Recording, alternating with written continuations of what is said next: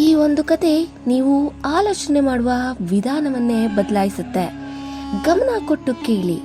ಒಂದು ಕಾಡಿನಲ್ಲಿ ಒಂದು ಆಸೆಗಳನ್ನು ಪೂರೈಸುವ ಮರವಿತ್ತು. ಯಾರಾದರೂ ಆ ಮರದ ಕೆಳಗೆ ಕೂತ್ಕೊಂಡು ಏನ್ ಬೇಕಾದರೂ ಯೋಚಿಸಿದರೂ ಆ ಆಸೆಗಳನ್ನ ಪೂರೈಸುತ್ತಿತ್ತು. ಒಮ್ಮೆ ಒಬ್ಬ ಮನುಷ್ಯನು ಆ ಕಾಡಿನಿಂದ ಎಲ್ಲೋ ಹೋಗುತ್ತಿದ್ದನು. ರಾತ್ರಿ ಆದಾಗ ಅವನು ಯೋಚನೆ ಮಾಡ್ತಾನೆ, ನಾನು ಇಲ್ಲೇ ಯಾಕೆ ವಿಶ್ರಾಂತಿ ಪಡಬಾರ್ದು ಅಂತ.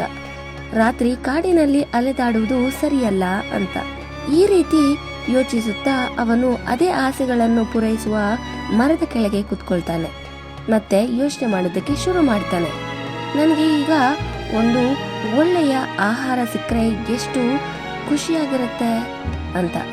ಅವನು ಅಷ್ಟು ಯೋಚನೆ ಮಾಡೋಷ್ಟರಲ್ಲೇ ರುಚಿಕರವಾದ ತಿನಿಸುಗಳು ತುಂಬಿದ ತಟ್ಟೆ ಅವನ ಮುಂದೆ ಪ್ರತ್ಯಕ್ಷವಾಗುತ್ತೆ.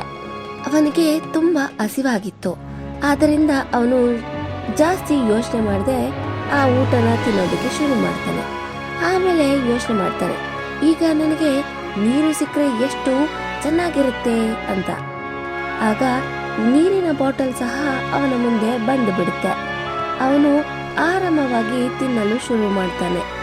ಅವನ ಮನಸ್ಸಿನಲ್ಲಿ ಈ ರೀತಿ ಆಲೋಚನೆ ಓಡ್ತಾ ಇರುತ್ತೆ, ಈ ನಿರ್ಜನ ಕಾಡಿನಲ್ಲಿ ಈ ಆಹಾರ ಮತ್ತು ನೀರು ಎಲ್ಲಿಂದ ಬಂದವು? ಮತ್ತೆ ಯೋಚನೆ ಮಾಡೋದಕ್ಕೆ ಶುರು ಮಾಡ್ತಾನೆ, ಇಲ್ಲಿ ದೆವ್ವ ಏನಾದ್ರೂ ಇದೆಯಾ ಅಂತ. ಅದರ ಬಗ್ಗೆನೇ ಯೋಚನೆ ಮಾಡ್ತಾ ಇರ್ತಾನೆ. ಆಗ ದೆವ್ವ ಕೂಡ ಅಲ್ಲಿಗೆ ಬಂದು ಬಿಡುತ್ತೆ. ಈಗ ಅವನಿಗೆ ಭಯವಾಗಿ ಮತ್ತೆ ಯೋಚನೆ ಮಾಡ್ತಾನೆ, ಈ ದೆವ್ವ ನನ್ನನ್ನ ತಿನ್ನುತ್ತಾ ಅಂತ. ಅವನು ಆ ರೀತಿ ಆಲೋಚನೆ ಮಾಡಿದ ತಕ್ಷಣನೇ ಆ ದೆವ್ವ ಅವನನ್ನ ತಿಂದು ಬಿಡುತ್ತೆ. ಸ್ನೇಹಿತರೆ, ನಾವು ಯಾವಾಗ್ಲೂ ಏನು ಯೋಚನೆ ಮಾಡ್ತಿರೋ ಅದೇ ನಮ್ಮ ಜೊತೆ ನಡೆಯುತ್ತೆ. ಆದ್ರಿಂದ ನಾವು ಯಾವಾಗ್ಲೂ ಒಳ್ಳೆಯದನ್ನೇ ಯೋಚನೆ ಮಾಡೋಣ.